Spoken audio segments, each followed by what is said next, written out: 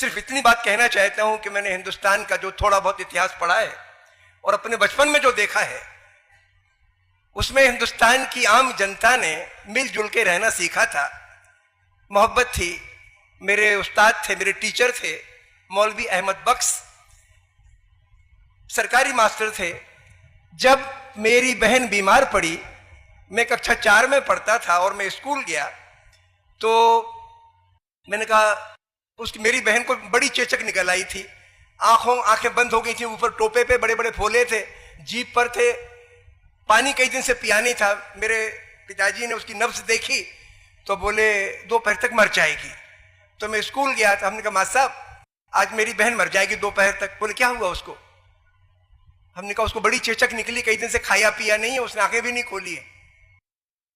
मौलवी साहब ने, अकेले मास्टर थे स्कूल में, 70 बच्चे थे, 5 कक्षाएं थी, 5वीं कक्षा के बच्चों से कह गए कि छोटे बच्चों को इमला और सवाल दे दो, कराओ, मैं अभी आता हूं। मेरे घर उसके पहले कभी नहीं आए थे। उस दिन एक लोटे में पानी लिया, रास्ते में नीम का एक पेड़ था, उसके कुछ पत्ते तोड़े, घर आए। मैं अपनी माँ को बाई कहता था, तो उन्होंने दरवाजे पे आवाज लगाई बाई, तो मेरी माँ गई और उनके पांव छुए। हमारे यहाँ रिवाज है, टीचर के को उस्ताद गुरु मानते हैं। मेरी माँ ने उनके पांव छुए और रो पड़ी, बोली आज मास्टर साहब मेरी माँ बेटी मर रही है। बोली कहाँ है बेटी? उन्होंने कहा वो पड़ी है। वो गए तो कुरान शरीफ में कुछ आयत हैं, दुआ की आयतें हैं, उन्होंने दुआ की और मेरी बेटी के वो पत्ते का पानी थोड़ा उसके चेहरे पे छिड़क दिया। उसने थोड़ी सी आंखें हल्की सी मिलकाई और वो चले आए। दोपहर की नमाज पढ़ी, फिर आए और फिर उन्होंने दुआ मांगी और फिर थोड़ा सा पानी छिड़का, तो मेरी बहन के ने थोड़ा सा मुंह खोल दिया। तो मेरी माँ से बोले कि भाई इसके मुंह में थोड़ा पानी डाल दो। आते रहे 2-3 दिन, वो मेरी बहन ठीक हो गया, जिंदा है। ये हमारे हिंदुस्तान की तहजीब है। भूल जाओ राजाओं ने क्या किया, गुंडों ने क्या किया, लुटेरों ने क्या किया। हिंदुस्तान का आवाम तो ये है। 70-80% हिंदुस्तान के मेहनत करने वाले मजदूर, कारीगर और किसान, मैं इनके बारे में कहता हूं, ये देश का नहीं खाते, चाहे किसी मजहब के हों, देश को खिलाते हैं। अगर हमारे अंदर उनके दर्द का एहसास हो जाए तो हम इंसान बन जाए। सारे के सारे धर्मों को मैंने 3-4 बातें सीखी और कोई फर्क नहीं है। बुनियादी बात, आपको जमाना तेज रफ्तार का है। मैं चाहता हूं कि इतनी बड़ी बात कुरान शरीफ नहीं है, इतनी बड़ी बात वेद नहीं है, इतनी बड़ी बात बाइबल नहीं है।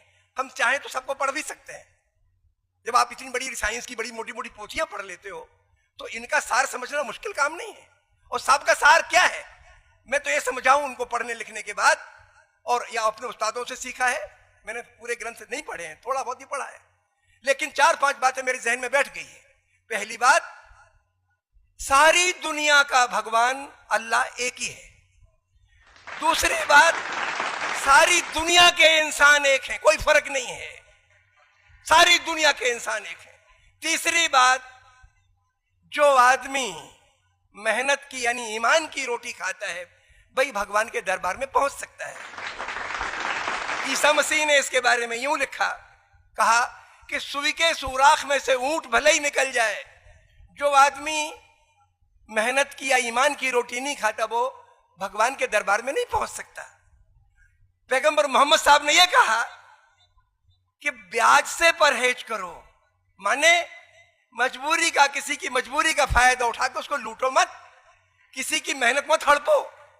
ये 3-4 असूल हैं। अगर आपने इस पर गौर कर लिया तो आप इंसान भी बनेंगे और आप अल्लाह ताला के दरबार में भी जाएंगे। और अगर इनको भूल गए, आप विद्वान तो बन जाएंगे लेकिन इंसान नहीं बनेंगे, नरक में जाएंगे। नरक का रास्ता है। अब मुझे 3-4 बातें आपसे बुनियादी तौर पर करनी है, और मैं जिन बातों को कहना चाहता हूं उनको मैंने नाम दिया है सोच स्वावलंबन। भगवान ने अपन को जिस्म दिया है, शरीर दिया है, उसके अंदर एक दिमाग भी दे रखा है, लेकिन दिमाग तभी काम करता है और वही दिमाग का सोच सही है जिससे हमारी रूह ऊंची उठे, हमारा जमीर जगे।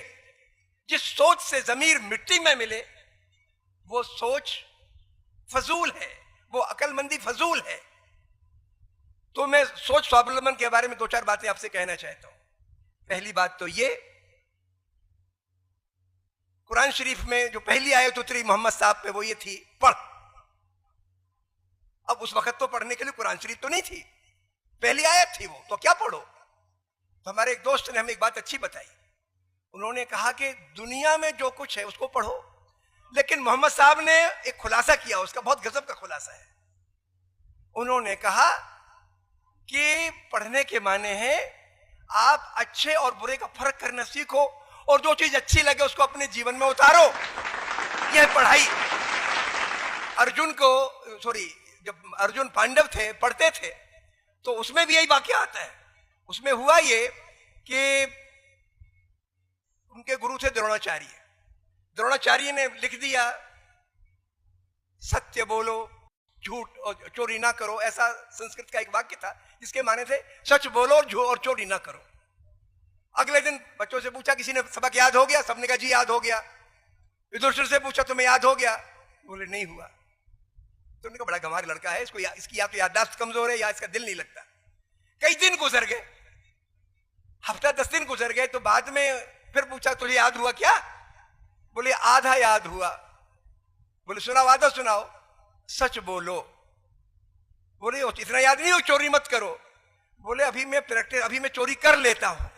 यानी ये महाभारत का मैं समझता हूं बहुत ही ऊंचा दृष्टांत है, जो ये बताता है कि जो चीज आपको ठीक लगे वो आपके व्यवहार में आनी चाहिए। अगर आपको लगता है सच बोलना सही है, तो सच्चाई आपकी जबान पर और आपके व्यवहार में आनी चाहिए, वरना सच्चाई उसका कोई मतलब नहीं है।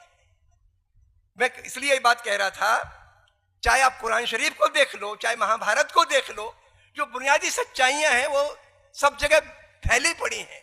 हमें उसमें से आंख खोल कर उसको देखने की जरूरत है।